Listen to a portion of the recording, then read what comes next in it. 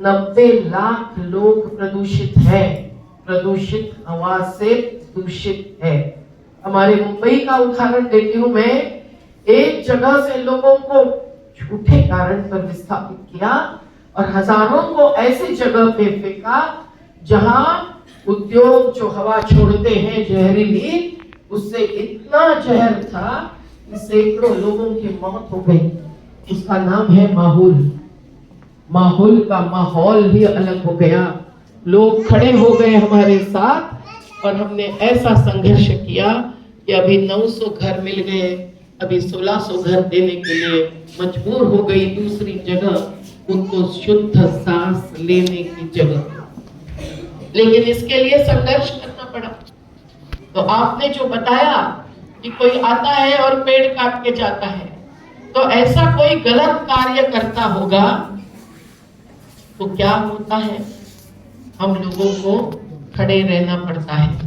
क्या आप खड़े रहेंगे पेड़ बचाने के लिए? खड़े रहेंगे? मैं युवाओं को पूछ रही हूँ, पहले बुजुर्ग हाँ बोल रहे हैं, तो बहुत अच्छा, हम सब एक है। तो ये समझिए कि संघर्ष भी क्यों करना पड़ता है और ऐसा संघर्ष कैसा होगा ये भी सोचना चाहिए। सुंदरलाल बहुगुणा जी को याद करना चाहिए, वो अमृता देवी को याद करना चाहिए।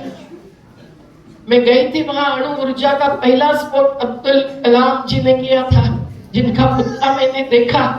विज्ञान विज्ञान यानी विशेष ज्ञान होता है, पर विशेष ज्ञान से हम कैसे आगे बढ़े कैसे नहीं बढ़े ये भी समझना जरूरी है। विशेष ज्ञान विज्ञान से तकनीक बनती है। कौन सी तकनीक हम मानेंगे कि जिससे विकास होगा और कौन सी तकनीक हम मानेंगे कि जिससे विकास नहीं होगा। अणु ऊर्जा से विकास नहीं होगा, विनाश होने वाला है। पर अभी नया कानून लाने जा रहे हैं कुछ महीनों में। ये अणु ऊर्जा न्यूक्लियर पावर बोलते हैं, उससे कैसे ध्वस्त होते हैं। नर्मदा किनारे एक प्रकल्प ला रहे हैं अणु ऊर्जा का, तो सभी आदिवासी विरोध कर रहे हैं। पर आदिवासी नहीं, हमारे किसान मजदूर कुम्हार मछुआरे पशुपालक सब खत्म हो जाएंगे अगर वो अणु ऊर्जा से निकला हुआ पानी नदी में बहता जाएगा। तो आप समझिए कि कौन सी तकनीक है जिससे प्रकृति, नदी हो कि जल हो कि जंगल हो, बर्बाद होती है। और इसीलिए हम लोगों को ये समझना जरूरी है, विकास के नाम पर हर चीज होती है। तो सर ने बात रखी कि विकास क्या है। हमारा तो नारा है, विकास चाहिए विनाश नहीं। मंजूर है सबको? तो चलो एक नारा लगाएंगे, विकास चाहिए नहीं, विकास चाहिए। आज कैसे विनाश हो रहा है आप देखिए। राजीव यादव जी को क्यों लड़ना पड़ रहा है? दिल्ली के इर्द गिर्द के सभी देहातों को मोर्चा बनाकर, क्यों संयुक्त किसान मोर्चा में हम लोगों को 13 महीने लड़ना पड़ा, जिसमें पंजाब की गुरु गोविंद जी की सेना सबसे आगे थी और गुरु नानक जी की प्रेरणा से लंगर सेवा चलती थी। सभी गरीब बस्तियों के लोग आते थे जो भूखे थे। तो देखिए, जो अन्नदाता है वही क्यों भूखा है आज, क्यों आज मजबूर है आत्महत्या करने के लिए। संविधान दिवस पर तो हमने एक गीत बनाया, संविधान की हत्या करने वालों तुम ये जान लो, आत्महत्या के जिम्मेदार तुम ही हो मान लो। संविधान बनाने वाले डॉक्टर बाबा साहेब अम्बेडकर और संविधान सभा के सभी लोग तो करीबन चले गए, लेकिन आज अन्नदाता भूखे हैं, अन्नदाता प्यासे हैं, उनके बाजू की नदी बर्बाद हुई है, तो अन्नदाता भी आत्महत्या करने के लिए मजबूर है। महाराष्ट्र के 3-4 जिलों में केवल हर रोज 12 किसान आत्महत्या कर रहे हैं। आज आप समझिए, सही गिनती भी नहीं है, पर केवल किसान मतलब जमीन मालिक नहीं, खेत मजदूर भी किसान है। इसमें हमारी महिलाएं भी हैं, उनको तो किसान क्रेडिट कार्ड नहीं मिलता है, लेकिन महिलाएं भी साथ साथ काम करती है।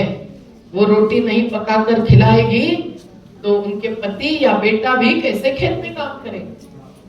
पर ये खेती पर हो या प्रकृति पर हो, जीने वाले जो जो समुदाय है वो सभी आज परेशान है, हैरान है, लड़ने के लिए मजबूर है। वो आदिवासी हो, दलित हो, किसान, अन्य समाज के हो, जाति पाति से कोई फर्क नहीं पड़ता। ये अन्नदाता है। आज तुम खाना खाओगे, मैं भोजन करूंगी, तो ये अन्नदाता हूं, यही कारण करूंगी। हर निवाला लेते हुए हम लोगों को याद करना चाहिए कि इसलिए खेती बचाना क्यों जरूरी है। पर खेती कहाँ बच रही है? हर जगह खेती को उखाड़ रहे हैं। हर जगह खेती की जमीन गैर खेती के काम के लिए ले रहे हैं। कहीं बड़ी बड़ी बिल्डिंगें बन रही हैं, कहीं मॉल्स बन रहे हैं, कहीं बड़े बड़े हाईवे और फ्लाईओवर बन रहे हैं।